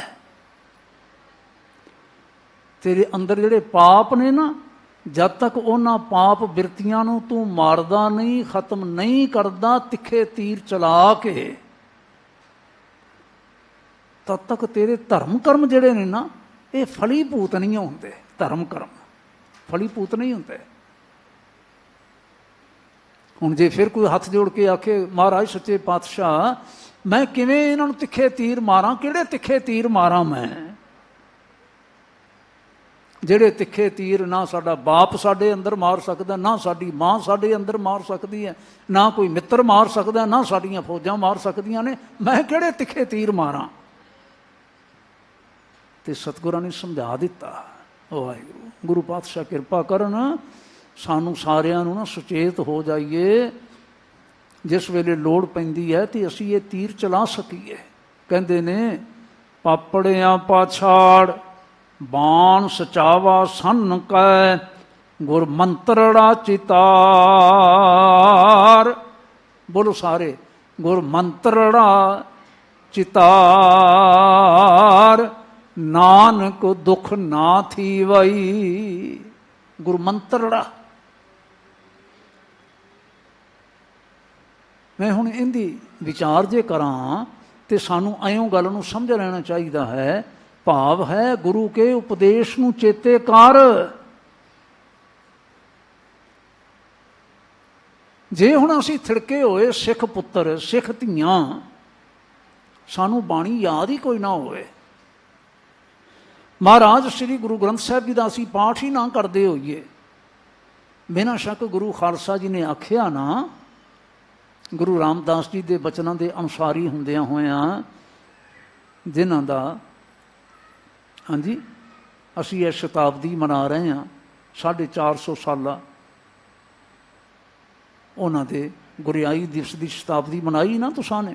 ਮੈਂ ਉਸ ਵੇਲੇ ਨਹੀਂ ਪਹੁੰਚ ਸਕਿਆ, ਤਾਂ ਵੇਲੇ ਦੇ ਵੇਲੇ ਮੈਂ ਬਾਅਦ ਵਿੱਚ ਆਇਆ। ਮੈਂ ਗਿਆ ਗੋਇੰਦਵਾਲ ਸਾਹਿਬ ਗਿਆ, ਖਡੂਰ ਸਾਹਿਬ ਮੈਂ ਗਿਆ। ਹਾਂਜੀ, ਮੈਂ ਮਹਿਸੂਸ ਕੀਤਾ ਇਹਨਾਂ ਗਲੀਆਂ ਦੇ ਵਿੱਚ ਪਿਆਰੇ ਸਤਿਗੁਰੂ ਗੁਰੂ ਰਾਮਦਾਸ ਪਾਤਸ਼ਾਹ ਵਿਚਰਿਆ ਕਰਦੇ ਸਨ। ਇਹਨਾਂ ਗਲੀਆਂ ਦੇ ਵਿੱਚ ਇਸ ਸਥਾਨ 'ਤੇ ਉਹਨਾਂ ਨੂੰ ਬਿਠਾ ਕੇ ਤੇ ਸਤਿਗੁਰੂ ਗੁਰੂ ਅਮਰਦਾਸ ਪਾਤਸ਼ਾਹ ਜੀ ਨੇ ਮੱਥਾ ਟੇਕਿਆ ਸੀ। ਇਸ ਸਥਾਨ 'ਤੇ ਗੋਇੰਦਵਾਲ ਸਾਹਿਬ ਵਿਖੇ, ਇਸ ਨਗਰ ਦੇ ਵਿੱਚ, ਇਹਨਾਂ ਰਾਹਾਂ ਦੇ ਵਿੱਚ ਬਿਰਧ ਬਾਬਾ ਜੀ ਸਤਿਗੁਰੂ ਮਹਾਰਾਜ ਗੁਰੂ ਅਮਰਦਾਸ ਪਾਤਸ਼ਾਹ ਵਿਚਰਿਆ ਕਰਦੇ ਸਨ। ਹਾਂਜੀ, ਅਤੇ ਜਦੋਂ ਫਿਰ ਸਾਹਿਬ ਜੀ ਨੂੰ ਗੁਰਿਆਈ ਪ੍ਰਾਪਤ ਹੋਈ ਗੁਰੂ ਰਾਮਦਾਸ ਸਾਹਿਬ ਨੂੰ, ਉਹਨਾਂ ਨੇ ਫਿਰ ਕੀ ਆਖਿਆ ਭਲਾ? ਗੁਰ ਸਤਿਗੁਰੂ ਕਾ ਜੋ ਸਿੱਖ ਅਖਾਏ, ਸੋ ਭਲਕੇ ਉਠ ਹਰਿ ਨਾਮ ਧਿਆਵੈ। ਬੋਲੋ, ਕਰੋ ਰਸਨਾ ਪਵਿੱਤਰ, ਸਾਰਿਆਂ ਨੂੰ ਯਾਦ ਹੈ ਸ਼ਬਦ। ਗੁਰ ਸਤਿਗੁਰੂ ਕਾ ਜੋ ਸਿੱਖ ਅਖਾਏ, ਸੋ ਭਲਕੇ ਉਠ ਹਰਿ ਨਾਮ ਧਿਆਵੈ। ਉਦਮ ਕਰੇ ਭਲਕੇ ਪ੍ਰਭਾਤੀ, ਇਸ਼ਨਾਨ ਕਰੇ ਅੰਮ੍ਰਿਤਸਰ। ਉਪਦੇਸ਼ ਗੁਰੂ ਹਰ ਹਰ ਜਪ ਜਪੈ, ਸਭ ਕਿਲ ਵੇਖ ਪਾਪ ਦੋਖ। ਬੋਲੋ ਸਾਰੇ, ਸਭ ਕਿਲ ਵੇਖ ਪਾਪ ਦੋਖ ਲਹਿ ਜਾਵੈ। ਜਿਸ ਵੇਲੇ ਜਿਹੜਾ ਕੋਈ ਆਪਣੇ ਆਪ ਨੂੰ ਗੁਰੂ ਕਾ ਸਿੱਖ ਸਮਝਦਾ ਹੈ, ਮੰਨਦਾ ਹੈ, ਸਾਡੇ ਗੋਚਰਾਂ ਨਾ ਛੱਡੋ ਬਈ ਅਸੀਂ ਤੁਹਾਨੂੰ ਸਰਟੀਫਿਕੇਟ ਦਈਏ, ਤੁਸੀਂ ਹਾਂ ਸਿੱਖ ਹੋ। ਕਿਸੇ ਕੋਲੋਂ ਪੁੱਛਣ ਦੀ ਲੋੜ ਨਹੀਂ ਕਿ ਤੁਸੀਂ ਕੌਣ ਹੋ। ਕਹਿੰਦੇ ਨੇ ਆਪਣੇ ਅੰਦਰ ਝਾਤ ਪਾਓ, ਆਪਣੇ ਅੰਦਰ ਦੀ ਆਵਾਜ਼ ਸੁਣੋ, ਤੁਸੀਂ ਕੌਣ ਹੋ। ਅਤੇ ਜੇ ਅੰਦਰੋਂ ਆਵਾਜ਼ ਆਵੇ ਨਾ, ਆਪਾਂ ਸਿੱਖ ਹਾਂ, ਅਸੀਂ ਸਿੱਖਾਂ ਦੇ ਪੁੱਤਰ ਧੀ ਹਾਂ। ਅਸੀਂ ਜਦੋਂ ਜੰਮੇ ਸਾਂ ਅਤੇ ਸਾਡੇ ਮਾਪਿਆਂ ਨੇ ਮਹਾਰਾਜ ਸ਼੍ਰੀ ਗੁਰੂ ਗ੍ਰੰਥ ਸਾਹਿਬ ਵੀ ਅੱਗੇ ਲਿਆ ਕੇ ਸਾਡਾ ਮੱਥਾ ਟਿਕਾਇਆ ਸੀ, ਇੱਥੇ ਸਾਡਾ ਨਾਂ ਰੱਖਿਆ ਗਿਆ ਸੀ। ਜੇ ਤੁਸੀਂ ਐਵੇਂ ਪ੍ਰਤੀਤ ਕਰੋ ਨਾ ਅਸੀਂ ਸਿੱਖਾਂ ਦੇ ਪੁੱਤਰ ਧੀਆਂ, ਅਤੇ ਫਿਰ ਸਤਿਗੁਰੂ ਮਹਾਰਾਜ ਕਹਿੰਦੇ ਨੇ, ਗੁਰ ਸਤਿਗੁਰੂ ਕਾ ਜੋ ਸਿੱਖ ਅਖਾਏ, ਸੋ ਭਲਕੇ ਉਠੇ ਹਰਿ ਨਾਮ ਤੇ ਆਵੈ। ਵਾਹਿਗੁਰੂ। ਜੇ ਸੂਰਬੀਰਾਂ ਨੂੰ ਕਾਬੂ ਕਰਨਾ ਹੈ ਨਾ, ਇਹਨਾਂ ਨੂੰ ਕਾਮ ਕ੍ਰੋਧ ਲੋਭ ਮੋਹ ਹੰਕਾਰ ਨੂੰ, ਤੇ ਕਰੋ ਕਾਬੂ। ਸਮਾਂ ਤਾਂ ਤੇਜ਼ੀ ਨਾਲ ਦੌੜ ਰਿਹਾ ਹੈ। ਸ਼ਬਦ ਦੀ ਵਿਚਾਰ ਵੀ ਤਕਰੀਬਨ ਹੋ ਗਈ, 2 ਸ਼ਲੋਕਾਂ ਦੀ ਵਿਚਾਰ ਕਹਿਣੀ ਕਰਨੀ ਬਾਕੀ ਹੈ। ਤੁਸੀਂ ਇੱਕ ਛੋਟੀ ਜਿਹੀ ਗੱਲ ਧਿਆਨ ਰੱਖਿਓ ਜੀ, ਮੈਂ ਉਦਾਹਰਨ ਦੇ ਦਿਆਂ। ਸਤਿਗੁਰੂ ਗੁਰੂ ਅਮਰਦਾਸ ਪਾਤਸ਼ਾਹ ਜੀ ਨੇ ਨਾ ਸਿਰਫ ਲੋਕਾਂ ਨੂੰ ਪਤਿਆਉਣ ਵਾਸਤੇ, ਸਮਝਾਉਣ ਵਾਸਤੇ ਕਿ ਆਉਣ ਵਾਲੇ ਸਮੇਂ ਦੇ ਵਿੱਚ ਗੁਰਿਆਈ ਦੀ ਸੇਵਾ ਸੰਭਾਲਣ ਦੇ ਯੋਗ ਕੌਣ ਹੈ, ਇਹ ਪਤਿਆਉਣ ਵਾਸਤੇ ਉਹਨਾਂ ਦੇ ਮਨ ਨੂੰ। ਇਹ ਬਚਨ ਮੈਂ ਤਾਂ ਕਹਿ ਰਿਹਾ, ਸਤਿਗੁਰੂ ਗੁਰੂ ਅਮਰਦਾਸ ਪਾਤਸ਼ਾਹ ਜਾਣ ਚੁੱਕੇ ਸਨ ਕਿ ਇਹ ਜਿਹੜੀ ਦਰਗਾਹੀ ਵਸਤੂ ਹੈ ਨਾ, ਇਹ ਦਰਗਾਹੀ ਵਸਤੂ ਕੇਵਲ ਤੋਂ ਕੇਵਲ ਰਾਮਦਾਸ ਦੀ ਝੋਲੀ ਵਿੱਚ ਹੀ ਰੱਖੀ ਜਾ ਸਕਦੀ, ਪਾਈ ਜਾ ਸਕਦੀ ਹੈ, ਉਹ ਯੋਗ ਨੇ। ਪਰ ਹੁਣ ਸਿੱਖ ਸੰਗਤਾਂ ਨੂੰ ਸੁਚੇਤ ਕਰਨਾ ਸੀ, ਕਿਉਂਕਿ ਦਾਅਵੇਦਾਰ ਕਈ ਹੋਰ ਨਜ਼ਰ ਆ ਰਹੇ ਸਨ। ਮੋਹਨ ਵੀ ਸੀ, ਮੋਹਰੀ ਵੀ ਸੀ, ਰਾਮਾ ਜੀ ਵੀ ਸਨ। ਅਤੇ ਇੱਕ ਦਿਨ ਸਤਿਗੁਰਾਂ ਨੇ ਖੇਲ ਰਚਾਇਆ। ਜੇ ਤੁਸੀਂ ਗੋਇੰਦਵਾਲ ਸਾਹਿਬ ਗਏ ਹੋ ਨਾ, ਅਤੇ ਜੇ ਗਏ ਹੋ ਅਤੇ ਧਿਆਨ ਨਾਲ ਤੁਸੀਂ ਨੇ ਦਰਸ਼ਨ ਕੀਤੇ ਹੋਣ ਤੇ ਚੰਗਾ, ਨਹੀਂ ਤਾਂ ਕਰਿਓ ਜੇ ਦਰਸ਼ਨ ਹੁਣ ਫਿਰ ਜਾਓ ਤਾਂ। ਜਿੱਥੇ ਬੌਲੀ ਸਾਹਿਬ ਹੈ ਨਾ, ਥੱਲੇ ਉਤਰੀ ਦਾ ਹੈ, ਖੱਬੇ ਪਾਸੇ ਉਤਰਨ ਦਾ ਜਿਹੜਾ ਰਾਹ ਬਣਿਆ ਹੋਇਆ ਹੈ, ਇਹ ਹੈ ਮਰਦਾਂ ਵਾਸਤੇ, ਸਿੰਘਾਂ ਵਾਸਤੇ।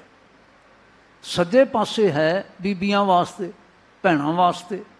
ਉਸ ਸੱਜੇ ਪਾਸੇ ਦੇ ਨਾਲ ਇੱਕ ਛੋਟਾ ਜਿਹਾ ਥੜਾ ਬਣਿਆ ਹੋਇਆ ਹੈ। ਮੈਂ ਉਸ ਥੜੇ ਦੀ ਗੱਲ ਕਰਨ ਜਾ ਰਿਹਾ। ਔਰ ਇਹ ਥੜਾ ਬਣਾਇਆ ਗਿਆ ਗੁਰੂ ਖਾਲਸਾ ਜੀ ਵੱਲੋਂ, ਸੰਗਤਾਂ ਵੱਲੋਂ ਥੜਾ ਬਣਾਇਆ ਗਿਆ ਉਸ ਘਟਨਾ ਦੇ ਧਿਆਨ ਦੇ ਵਿੱਚ, ਯਾਦ ਵਿੱਚ, ਕਿ ਗੁਰੂ ਅਮਰਦਾਸ ਪਾਤਸ਼ਾਹ ਨੇ ਥੜੇ ਬਣਵਾਏ ਸਨ ਆਪਣੇ ਬੈਠਣ ਵਾਸਤੇ। ਇਸ ਥੜੇ 'ਤੇ ਗੁਰੂ ਅਮਰਦਾਸ ਪਾਤਸ਼ਾਹ ਬੈਠਿਆ ਕਰਦੇ ਸਨ। ਗੱਲ ਕਿਵੇਂ ਸੀ ਸਾਰੀ? ਚੌਹਾਂ ਨੂੰ ਆਖਿਆ ਬੌਲੀ ਦੀ ਸੇਵਾ ਹੋ ਰਹੀ ਹੈ, ਸਾਨੂੰ ਇੱਥੇ ਬੈਠਣ ਦੀ ਲੋੜ ਹੁੰਦੀ ਹੈ, ਇੱਕ ਥੜਾ ਤਿਆਰ ਕਰ ਦਿਓ। ਅਤੇ ਕਹਿਣ ਲੱਗੇ, ਰਾਮਿਆ ਤੂੰ ਵੀ ਥੜਾ ਤਿਆਰ ਕਰ। ਹਾਂ ਮੋਹਨ ਤੂੰ ਹੀ ਥੜਾ ਕਿਆ ਤਿਆਰ ਕਰ ਪੁੱਤਰ, ਮੋਹਰੀ ਤੂੰ ਹੀ ਥੜਾ ਤਿਆਰ ਕਰ, ਰਾਮਦਾਸਾ ਭਾਈ ਤੂੰ ਹੀ ਥੜਾ ਤਿਆਰ ਕਰ। ਜਿਹੜਾ ਕੱਲ੍ਹ ਨੂੰ ਪਸੰਦ ਆਵੇਗਾ ਆਪਾਂ ਉਹ ਰੱਖ ਲਵਾਂਗੇ, ਬਾਕੀ ਢਾਹ ਦਿਆਂਗੇ। ਅਗਲਾ ਦਿਨ ਆਇਆ, ਸਤਿਗੁਰਾਂ ਨੇ ਆ ਕੇ ਇਹਨਾਂ ਨੁਕਸ ਕੱਢਿਆ ਅਤੇ ਥੜੇ ਢਵਾ ਦਿੱਤੇ। ਤੁਸਾਂ ਨੇ ਉਵੇਂ ਨਹੀਂ ਬਣਾਏ ਜਿਵੇਂ ਅਸਾਂ ਨੇ ਆਖਿਆ ਸੀ ਤੁਹਾਨੂੰ। ਤੁਹਾਨੂੰ ਚੇਤਾ ਭੁੱਲ ਗਿਆ, ਬੇਧਿਆਨੀ ਹੋ ਗਈ ਆ। ਆਇਓ ਬਣਾਓ। ਹੁਣ ਦੂਜੇ ਦਿਨ ਫਿਰ ਆਖਿਆ ਤੇ ਅਗਲੇ ਦਿਨ ਆ ਕੇ ਫਿਰ ਢਵਾ ਦਿੱਤੇ। ਫਿਰ ਆਇਓ ਲਕੀਰ ਵਾਹੀ ਆਪਣੀ ਸਟਿਕ ਦੇ ਨਾਲ, ਆਪਣੀ ਖੂੰਡੀ ਸਤਿਗੁਰੂ ਮਹਾਰਾਜ ਉਸ ਵੇਲੇ ਆਪਣੇ ਹੱਥ 'ਚ ਰੱਖਿਆ ਕਰਦੇ ਸਨ। ਆਇਓ ਥੜਾ ਬਣਾਓ।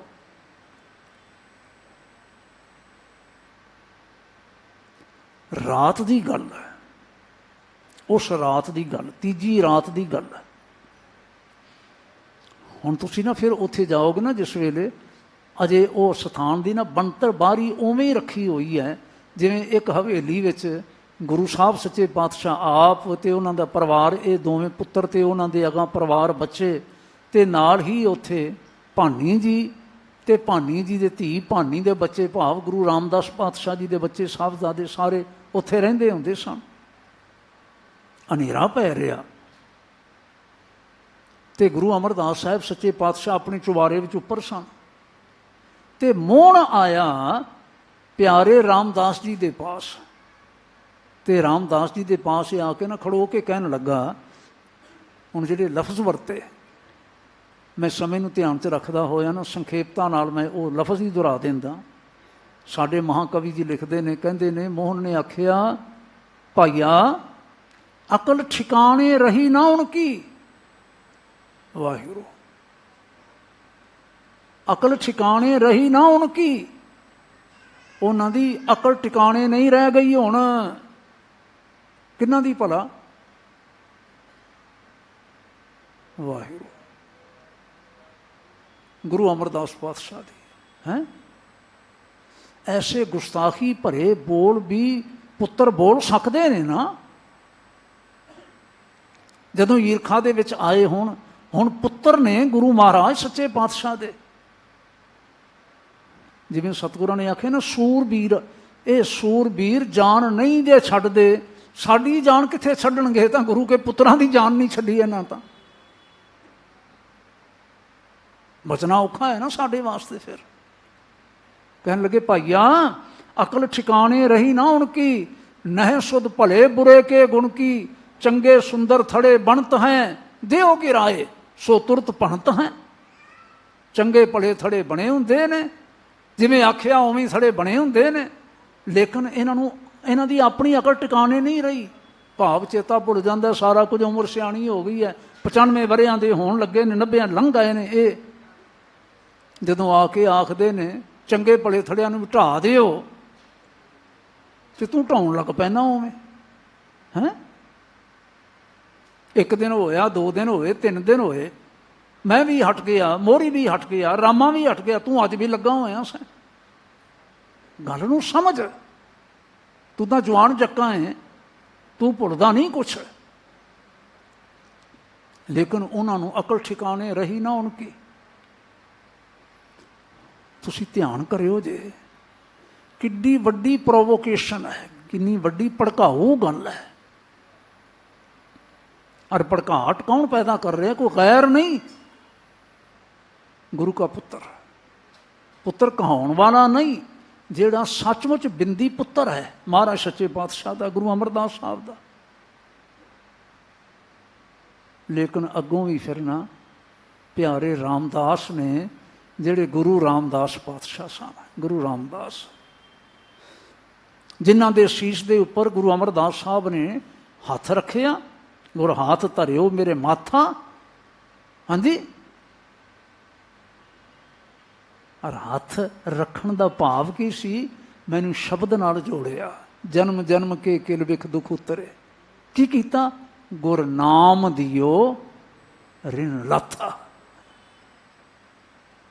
ਤੇ ਭੱਟਾਂ ਨੇ ਫਿਰ ਲਿਖਿਆ, ਕਹਿਣ ਲੱਗੇ, ਮੋਹ ਮਲ ਬਿਵਸ ਕੀਓ, ਕਾਮ ਗਹਿ ਕੇਸ ਪਛਾੜਿਓ, ਕ੍ਰੋਧ ਖੰਡ ਪ੍ਰਚੰਡ, ਲੋਭ ਅਪਮਾਨ ਸਿਉ ਝਾੜਿਓ।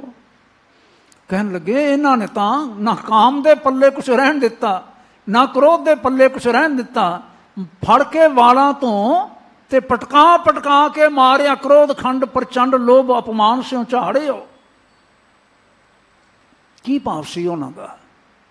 ਭਾਈ ਸੰਤੋਖ ਸਿੰਘ ਲਿਖਦੇ ਨੇ, ਕਹਿੰਦੇ ਨੇ, ਗੱਲ ਸੁਣ ਕੇ ਨਾ ਮੋਹਨ ਉਹਨਾਂ ਦੀ, ਇਹ ਸੁਣ रामदास बच बोले। रामदास जी ने बचन आखे, ਉਹ ਬਚਨ ਜਿਨ੍ਹਾਂ ਬਚਨਾਂ ਦੇ ਵਿੱਚ ਈਰਖਾ ਨਹੀਂ ਸੀ, ਜਿਨ੍ਹਾਂ ਬਚਨਾਂ ਵਿੱਚ ਹੰਕਾਰ ਨਹੀਂ ਸੀ, ਜਿਨ੍ਹਾਂ ਬਚਨਾਂ ਦੇ ਵਿੱਚ ਆਪਣੀ ਸਿਆਣਪ ਨਹੀਂ ਸੀ,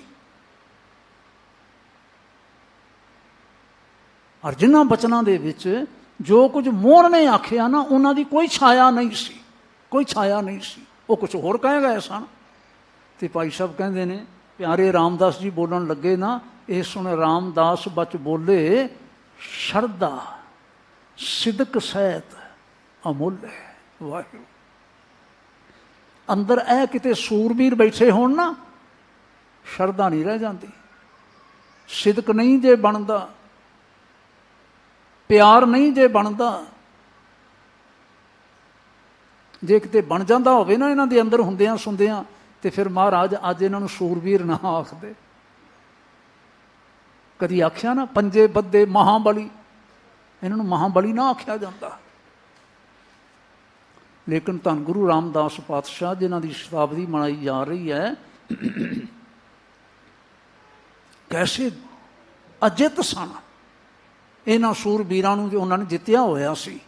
ਏਡੇ ਪ੍ਰੋਵੋਕੇਟਿਵ ਲਫ਼ਜ਼ ਸੁਣ ਕੇ ਵੀ ਸ਼ਰਧਾ ਸਿਦਕ ਸਹਿਤ ਅਮੁੱਲੇ, ਤੇ ਆਖਿਆ ਭਾਈ ਜੀ ਟਹਿਲ ਕਰਨ ਹੈ ਧਰਮ ਹਮਾਰਾ। ਵਾਹਿਗੁਰੂ, ਟਹਿਲ ਕਰਨ ਹੈ ਧਰਮ ਹਮਾਰਾ। ਮੈਂ ਹਾਂ ਗੁਰੂ ਕਾ ਟਹਿਲੀਆ, ਤੇ ਟਹਿਲੀਏ ਦਾ ਧਰਮ ਹੁੰਦਾ ਹੈ ਟਹਿਲ ਕਰਨੀ। ਮੈਂ ਹਾਂ ਸੇਵਕ, ਤੇ ਮੇਰਾ ਧਰਮ ਹੈ ਸੇਵਾ ਕਰਨੀ। ਮੇਰਾ ਮਕਸਦ ਥੜੇ ਨਾਲ ਨਹੀਂ ਕੁਛ, ਮੇਰਾ ਮਕਸਦ ਗੁਰੂ ਕੇ ਬਚਨ ਦੀ ਪਾਲਣਾ ਹੈ। ਗੁਰੂ ਆਖਦੇ ਨੇ ਬਣਾਓ, ਰਾਮਦਾਸ ਬਣਾਵੇ। ਗੁਰੂ ਆਖਦੇ ਨੇ ਢਾਹ ਦਿਓ, ਰਾਮਦਾਸ ਢਾਹ ਦੇਵੇ। ਨਾ ਬਣਾਉਣ ਦੇ ਵਿੱਚ ਰਾਮਦਾਸ, ਨਾ ਢਾਉਣ ਦੇ ਵਿੱਚ ਰਾਮਦਾਸ। ਮੇਰਾ ਤਾਂ ਧਿਆਨ ਗੁਰੂ ਕੇ ਬਚਨ ਵੱਲ ਹੈ। ਸੇਵਕ ਉਹ ਹੈ, ਟਹਿਲੀਆ ਉਹ ਹੈ। ਸਾ ਸੇਵਾ ਕੀਤੀ ਸਫਲ ਹੈ। ਹਾਂਜੀ, ਅੱਗੇ ਕੀ ਆਖਿਆ ਭਲਾ? ਸਾ ਸੇਵਾ ਕੀਤੀ ਸਫਲ ਹੈ, ਜਿਤ ਸਤਿਗੁਰ ਕਾ ਮਨ ਮੰਨੇ। ਤੇ ਜੇ ਮੰਨ ਗਿਆ ਮਨ, ਜਾਂ ਸਤਿਗੁਰ ਕਾ ਮਨ ਮੰਨਿਆ, ਤਾਂ ਪਾਪ ਕਸਮਲ ਭੰਨੇ। ਫਿਰ ਸਾਰੇ ਪਾਪ ਕਸਮਲ ਦੌੜ ਜਾਂਦੇ ਨੇ। ਭਾਈ ਸੰਤੋਖ ਸਿੰਘ ਹੋਰਾਂ ਨੇ ਗੱਲ ਨਿਬੇੜੀ, ਤੇ ਮੈਂ ਸੰਖੇਪ ਕਰਾਂ। ਕਹਿੰਦੇ ਨੇ ਜਦੋਂ ਆਖਿਆ ਨਾ ਗੁਰੂ ਰਾਮਦਾਸ ਸਾਹਿਬ ਸੱਚੇ ਪਾਤਸ਼ਾਹ ਨੇ, ਟਹਿਲ ਕਰਨ ਹੈ ਧਰਮ ਹਮਾਰਾ, ਗੁਰੂ ਕਰਾਏ ਸੋ ਕਰ ਹੈ ਕਾਰਾ, ਹਮ ਤਨ ਮਨ ਗੁਰ ਕੋ ਅਰਪੀਆ, ਫਰਜ਼ ਹੁਕਮ ਮਾਨਨ ਮਮ ਜੀਆ। ਮੋਹਨ ਵੈਸੇ ਪਹਿਲਾਂ ਹੀ ਖੜੋਤੇ ਹੋਏ ਸਨ, ਤੇ ਆਪਣੇ ਭਾਈਏ ਦੀ ਗੱਲ ਸੁਣ ਕੇ ਨਾ ਮੱਥੇ ਤੇ ਹੱਥ ਮਾਰਿਓ ਸੂ, ਤੇ ਬਾਹਰ ਨਿਕਲ ਗਿਆ। ਤੇ ਭਾਈ ਸੰਤੋਖ ਸਿੰਘ ਕਹਿੰਦੇ ਨੇ ਮੱਥੇ ਤੇ ਹੱਥ ਉਹਨੇ ਕਿਉਂ ਮਾਰਿਆ? ਕਹਿੰਦੇ ਨੇ ਦੋ ਹੀ ਗੱਲਾਂ ਹੋ ਸਕਦੀਆਂ ਨੇ। ਜਾਂ ਤਾਂ ਉਹਦੇ ਮਨ ਵਿੱਚ ਇਹ ਗੱਲ ਆਈ ਵੀ ਜੇ ਉਹ ਜਿਹਾ ਸਾਡਾ ਬਾਪ, ਉਹ ਜਿਹਾ ਸਾਡਾ ਭਾਈਆ। ਜਾਂ ਤਾਂ ਇਹ ਗੱਲ ਆ ਸਕਦੀ ਹੈ, ਜਾਂ ਉਹਦੇ ਮਨ ਵਿੱਚ ਇਹ ਗੱਲ ਆਈ ਹੋਵੇਗੀ ਕਿ ਆਹ ਗੱਲ ਜਿਹੜੀ ਸਾਡਾ ਭਾਈਆ ਸਮਝ ਗਿਆ, ਇਹ ਅਸੀਂ ਗੱਲ ਗੁਰੂ ਕੇ ਪੁੱਤਰ ਨਹੀਂ ਸਮਝ ਸਕੇ। ਝੋਰਾ ਆ ਗਿਆ ਅੰਦਰ। ਦੋਵਾਂ ਚੋਂ ਕਿਹੜੀ ਗੱਲ ਸੀ ਭਲਾ? ਤੁਸੀਂ ਵਿਚਾਰਿਓ ਜੇ। ਪਰ ਮੇਰਾ ਭਾਵ ਜਿਹੜਾ ਹੈ ਨਾ, ਇਹ ਸਾਖੀ, ਇਹ ਹਵਾਲਾ ਦੇਣ ਦਾ ਇਸ ਵੇਲੇ ਮੋਹਨ ਮੋਹਰੀ ਸੂਰਬੀਰਾਂ ਤੋਂ ਬਚ ਨਹੀਂ ਸਕੇ। ਤੇ ਭਾਈਆ ਜੀ ਹੋਣੀ, ਹਾਂਜੀ, ਉਹਨਾਂ ਦੇ ਜੀਜਾ ਜੀ ਧੰਨ ਗੁਰੂ ਰਾਮਦਾਸ ਪਾਤਸ਼ਾਹ, ਕ੍ਰੋਧ ਖੰਡ ਪ੍ਰਚੰਡ, ਕਾਮ ਕ੍ਰੋਧ ਅਹੰਕਾਰ ਇਤਿਆਦਿਕ ਸਾਰੇ ਜਿਹੜੇ ਨੇ ਮਲ ਕੇ ਦਲ ਕੇ ਰੱਖ ਦਿੱਤੇ। ਤੇ ਸਾਨੂੰ ਵੀ ਆਖਿਆ ਵੀ ਜੇ ਤੁਸੀਂ ਵੀ ਬਚਣਾ ਚਾਹੁੰਦੇ ਹੋ ਨਾ, ਤਾਂ ਫਿਰ ਕੀ ਕਰਿਆ ਕਰੋ? ਉਪਦੇਸ਼ ਗੁਰੂ ਹਰਿ ਹਰਿ ਜਪ ਜਾਪੈ, ਸਭ ਕਿਲ ਵੇਖ ਪਾਪ ਦੋਖ ਲਹਿ ਜਾਵੈ। ਵਾਹਿਗੁਰੂ। ਤੇ ਸਤਿਗੁਰਾਂ ਨੇ ਬਚਨ ਕੀਤਾ ਮਹਾਰਾਜ ਨੇ, ਜਦੋਂ ਸ਼ਬਦ ਅੰਦਰੋਂ ਨਿਕਲ ਜਾਂਦਾ ਹੈ, ਕੋਟ ਬਿਗਨ ਤਿਸ ਲਾਗ ਤੇ ਜਿਸਨੂੰ ਵਿਸਰੈ ਨਾਉ। ਜ਼ਿੰਦਗੀ ਵਿੱਚ ਵਿਗਨ ਹੀ ਵਿਗਨ ਨੇ। ਫਿਰ ਵਿਘਨ ਹੀ ਵਿਘਨ ਨੇ। ਜਦੋਂ ਨਾ ਅੰਦਰੋਂ ਰੱਬੀ ਯਾਦ ਨਿਕਲ ਜਾਵੇ। ਨਾਨਕ ਅਣਦਿਨ ਬਿਲਪਤੇ ਜਿਉ ਸੁਣੈ ਘਰ ਕਾਉ। ਨਾਨਕ ਅਣਦਿਨ ਬਿਲਪਤੇ, ਦਿਨ ਰਾਤ ਨਾ ਵਿਲਲਾਉਂਦੇ ਰਹਿੰਦੇ ਨੇ, ਵਿਲਲਾਉਂਦੇ।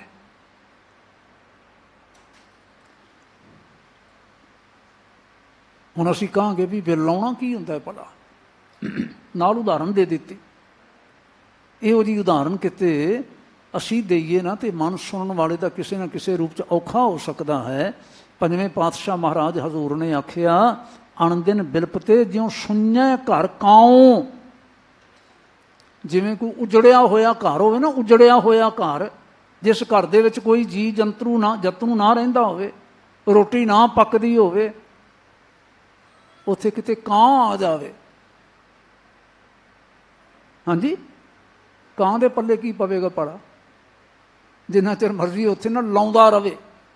ਕਾਵਾਂ ਦੇ ਬਾਪ ਤੱਕ ਲਾਉਂਦਾ ਰਹਿਣਾ, ਬਿਲਪ ਦਾ, ਵਿਲਾਉਣ ਦਾ ਸਤਿਗੁਰੂ ਮਹਾਰਾਜ ਨੇ ਪ੍ਰਮਾਣ ਲਿਆ ਤੇ ਬਚਨ ਕੀਤਾ। ਉੱਥੇ ਆ ਕੇ ਕਾਂ ਜਿੰਨਾ ਚਿਰ ਮਰਜ਼ੀ ਭਾਵੇਂ ਬਨੇਰੇ ਤੇ ਬੈਠ ਕੇ ਲਾਉਂਦਾ ਰਵੇ ਤੇ ਭਾਵੇਂ ਘਰ ਤੁਰਿਆ ਫਿਰੇ, ਘਰ ਅੰਦਰ ਬੰਦਾ ਤਾਂ ਹੈ ਕੋਈ ਨਹੀਂ। ਮਾਈ ਕੋਈ ਆਟਾ ਗੁੰਨਦੀ ਹੋਵੇ ਤੇ ਉਹ ਆਟੇ ਵਿੱਚ ਠੁੰਗਾ ਮਾਰ ਸਕਦਾ ਹੈ, ਰੋਟੀ ਪਕਾਉਂਦੀ ਹੋਵੇ ਇੱਕ ਟੁਕੜਾ ਉਹਨੂੰ ਰੋਟੀ ਦਾ ਮਿਲ ਸਕਦਾ ਹੈ, ਕੁਝ ਹੋਰ ਉਹਨੂੰ ਮਿਲ ਸਕਦਾ ਹੈ, ਕਿਸੇ ਨਿਆਣੇ ਦੇ ਹੱਥੋਂ ਰੋਟੀ ਖੋਹ ਸਕਦਾ ਹੈ। ਘਰ ਵਿੱਚ ਤਾਂ ਰਹਿੰਦਾ ਹੀ ਕੋਈ ਨਹੀਂ ਹੈ, ਉਹਦੇ ਪੱਲੇ ਕੀ ਪਵੇਗਾ? ਜੇ ਅੰਦਰ ਧਰਮ ਨਹੀਂ, ਗੁਰੂ ਕਾ ਸ਼ਬਦ ਨਹੀਂ ਹੈ, ਤੇ ਉਸ ਕਾਂ ਵਰਗੀ ਨਿਰਾਸਤਾ ਸਾਡੀ ਝੋਲੀ ਵਿੱਚ ਪੈਂਦੀ ਹੈ। ਦੂਸਰਾ ਬਚਨ ਕੀ ਆਖਿਓ ਨੇ? ਕਹਿੰਦੇ ਨੇ, ਪਿਰੀ ਮਿਲਾਵਾ ਤਾਂ ਥੀਐ, ਜਾ ਥੀਐ ਸਾਈ ਸੁਹਾਵੀ ਰੁੱਤ। ਜੇ ਕਿਤੇ ਕਰਤਾਰ ਨਾਲ ਸਾਂਝ ਬਣ ਗਈ, ਸਾਰੀਆਂ ਰੁੱਤਾਂ ਸੋਹਣੀਆਂ ਹੋ ਗਈਆਂ। ਘੜੀ ਮੋਹਤ ਨਾ ਵੀਸਰੈ, ਨਾਨਕ ਰਵਈਐ ਨਿਤ। ਫਿਰ ਚੇਤਾ ਕਰਵਾਇਓ ਨੇ ਪਿਆਰਿਓ, ਜਿਸ ਦੇ ਮਿਲਣ ਨਾਲ ਸਾਰਾ ਕੁਝ ਹੀ ਸੋਹਣਾ ਹੋ ਜਾਂਦਾ ਹੈ, ਸਾਰੀਆਂ ਰੁੱਤਾਂ ਹੀ ਸੋਹਣੀਆਂ ਹੋ ਜਾਂਦੀਆਂ ਨੇ, ਸਾਰਾ ਜੀਵਨ ਹੀ ਮਨ ਖਿੜਿਆ ਹਰਿਆ ਬਾਗ ਹੋ ਜਾਂਦਾ ਹੈ। ਨਾ ਭੁਲਾਓ। ਪੌੜੀ ਸੂਰਬੀਰ ਵਰਿਆਮ ਕਿਨੈ ਨਾ ਹੋੜੀਐ। ਇਹ ਜਿਹੜੇ ਵਿਕਾਰ ਰੂਪੀ ਸੂਰਬੀਰ ਨੇ ਡਾਢੇ, ਫੌਜ ਸਥਾਣੀ ਹਾਠ ਪੰਚਾਂ ਜੋੜੀਐ। ਬੜੇ ਹੱਠੀ ਨੇ ਇਹ ਪੰਜੇ ਜਣੇ, ਬੜੀਆਂ ਤਕੜੀਆਂ ਇਹਨਾਂ ਦੀਆਂ ਫੌਜਾਂ। 10 ਨਾਰੀ ਔ ਧੂਤ ਦੇਨ ਚਮੋੜੀਐ। ਸਧਾਰਨ ਬੰਦਿਆਂ ਦੀ ਕੀ ਗੱਲ ਹੈ, ਇਹ ਤਾਂ ਧਾਰਮਿਕ ਬੰਦੇ ਜਿਹੜੇ ਅਵਧੂਤ ਘਰ-ਬਾਰ ਛੱਡੀ ਫਿਰਦੇ ਸਨ, ਉਹਨਾਂ ਦੀ ਜਾਨ ਨਹੀਂ ਛੱਡਦੇ। ਜਿਨ ਜਿਨ ਲੈਣ ਰਲਾਏ ਇਹੋ ਇਹਨਾਂ ਲੋੜੀਐ। ਇਹੀ ਇਹਨਾਂ ਦਾ ਕੰਮ ਹੈ, ਜਿੱਤ ਜਿੱਤ ਕੇ ਆਪਣੇ ਅਧੀਨ ਕਰਕੇ ਨਾਲ ਤੁਰ ਲੈਂਦੇ ਨੇ। ਫਿਰ ਤ੍ਰੈ ਗੁਣ ਇਨ ਕੈ ਵਸ ਕਿਨੈ ਨਾ ਮੋੜੀਐ। ਸਭ ਕੁਝ ਇਹਨਾਂ ਦੇ ਅਧੀਨ ਹੋ ਜਾਂਦਾ ਹੈ। ਕੋਈ ਰਜੋ ਗੁਣ ਵਾਲਾ, ਤਮੋ ਗੁਣ ਵਾਲਾ, ਸਤੋ ਗੁਣ ਵਾਲਾ ਕੋਈ ਵੀ ਹੋਵੇ। ਭਰਮ ਕੋਟ ਮਾਇਆ ਖਾਈ ਕਉ ਕਿਤ ਬਿਦ ਤੋੜੀਐ। ਭਰਮ ਦਾ ਕੋਟ ਮਾਇਆ ਦੀ ਖਾਈ, ਹੁਣ ਦੱਸੋ ਜੇ ਤੁਸੀਂ ਪੁੱਛੋ ਵੀ ਕਿਵੇਂ ਤੋੜੀ ਜਾ ਸਕਦੀ ਹੈ? ਗੁਰਪੂਰ ਆਇਆ ਰਾਧ ਬਿਖਮੰਦਲ ਫੋੜੀਐ। ਗੁਰੂ ਕੇ ਬਚਨਾਂ ਦਾ ਚੇਤੇ ਕਰ। ਮਹਾਰਾਜ ਸਤਿਗੁਰੂ ਸੱਚੇ ਪਾਤਸ਼ਾਹ ਜੀ ਦਾ ਉਪਦੇਸ਼ ਧਿਆਨ ਧਾਰ। ਤੂੰ ਕਦੀ ਇਕੱਲਾ ਨਹੀਂ ਹੋਵੇਂਗਾ, ਕਦੀ। ਤੈਨੂੰ ਕੋਈ ਲੁੱਟ ਕੇ ਨਹੀਂ ਲਿਜਾ ਸਕਦਾ, ਤੈਨੂੰ ਕੋਈ ਮਾਰ ਨਹੀਂ ਸਕੇਗਾ। ਮੈਂ ਹੱਥ ਜੋੜ ਕੇ ਆਖਦਾ, ਮੈਂ ਆਪਣੀ ਗੱਲ ਨਹੀਂ ਜੇ ਕਰ ਰਿਹਾ। ਮੈਂ ਮਾੜਾ ਹੋ ਸਕਦਾ, ਮੈਂ ਭੁੱਲਿਆ ਹੋ ਸਕਦਾ, ਮੈਂ ਥਿੜਕਿਆ ਹੋ ਸਕਦਾ, ਮੈਂ ਟੱਠਾ ਹੋ ਸਕਦਾ,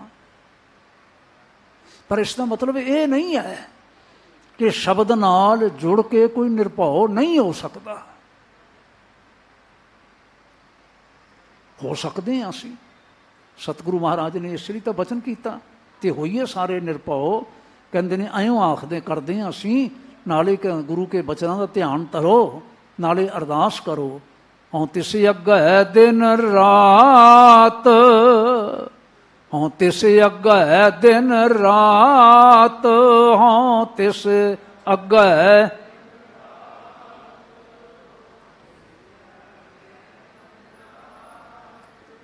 ਰਾਹਾਂ ਕਰ ਜੋੜੀਐ। ਰਾਹਾਂ ਕਰ ਜੋੜੀਐ, ਰਾਹਾਂ ਕਰ ਜੋੜੀ। नाले तां यतन करो ते नाले अरदास करो। राख पिता प्रभ मेरे मोहे निर्गुण सब गुण तेरे। पंच बिखादी एक गरीबा राखो राखण हारे। ते गुरु पातशाह किरपा कर लेंदे ने, अपने पल्ले नाल ला के जीवन सफल कर देंदे ने। सबना दा जीवन सफल हो जाए। कोई ठेडे ना खाए अपनी जिंदगी विच, कोई डिगे ना अपनी जिंदगी विच, दागी ना होवे। पर यह गुरु की मेहरां ते बख्शां दे नाल ही हो सकदा, जे एवें नहीं जे हो सकदा। नहीं तो यह डाढे सूरबीर ने, सतगुरां ने अज इउं समझाया। इहनी सेवा प्रवान करियो जे, भुलां दी खिमा बख्शियो जे। बाकी विचारां जिन्नियां सतगुरु कल करवाउणगे फिर आपां रल के बैठ के जुड़ के करांगे। किरपा करो सारे फतेह बुलाइए जी। वाहिगुरू जी का खालसा, वाहिगुरू जी की फतेह।